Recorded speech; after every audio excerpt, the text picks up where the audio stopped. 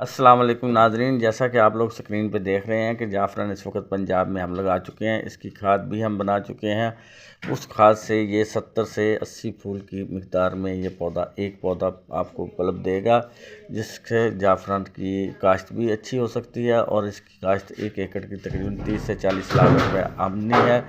ये इसकी खाद जो है वो 3 महीनों में तैयार होती है। इसका प्लांट लगाया जाता है, फिर वो 3 महीनों के अंदर खाद तैयार होती है। ये 10वें महीने के एंड में पंजाब में लगाया जाएगा और अप्रैल से पहले ही कट जाएगा ये।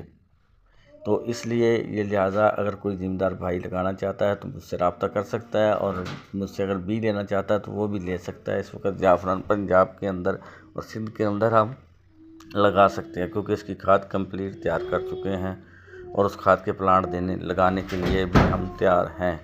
अगर कोई भाई प्लांट लगवाना चाहता है खाद का, तब भी रब्ता करे, और वो खाद दूसरे पौधों को भी डल सकती है और फसलों में भी चल सकती है। अगर हुकूमत इस पे इंटरेस्ट ले तो हम पूरे पंजाब में, पूरे सिंध में और पूरे पाकिस्तान में जाफ़रान लगा के हम पाकिस्तान का कर्जा भी उतार सकते हैं, अपने मुल्क को आज़ाद भी कर सकते हैं, अपने मुल्क में तरक्की के भी कर सकते हैं और आवाम को भी खुशहाल ज़िंदगी दे सकते हैं।